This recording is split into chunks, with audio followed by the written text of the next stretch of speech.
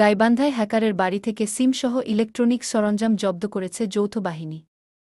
আমাদের গাইবান্ধার staff reporter Anwar হোসেনের পাঠানো তথ্য ও ভিডিও চিত্রে বিস্তারিত।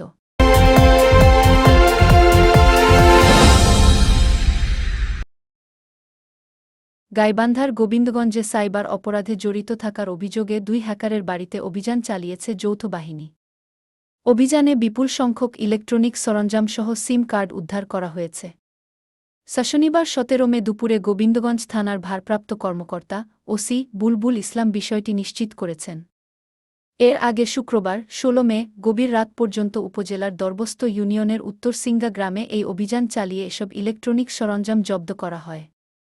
যৌথ বাহিনী সূত্রে জানা গেছে, এদিন প্রথম অভিযান চালানো হয় জুয়েল নামের এক হ্যাকারের বাড়িতে।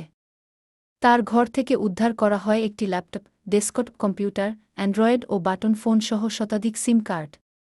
এসব কার্ডের মধ্যে গ্রামীণফোন, স্কুটো, রবি-এয়ারটেল ও বাংলালিংকের সিম রয়েছে। এছাড়া জব্দ করা হয়েছে নগদ অর্থ। ওই রাতে আরেক হ্যাকার রনির বাড়িতে অভিযান চালানো হয়। তার বাড়ি থেকেও SIM card, hard drive, pendrive, router, CCTV camera, computer, প্রিন্টারসহ নানা সরঞ্জাম উদ্ধার করা হয়েছে। অভিযানের সময় বাড়িতে না থাকায় হ্যাকার জুয়েল ও রনিকে আটক করা সম্ভব হয়নি। গোবিন্দগঞ্জ থানার ওসি বুলবুল ইসলাম বলেন, উদ্ধার করা মালামালগুলো জব্দ করা হয়েছে। এ ব্যাপারে একটি মামলা দায়েরের প্রক্রিয়া চলমান রয়েছে।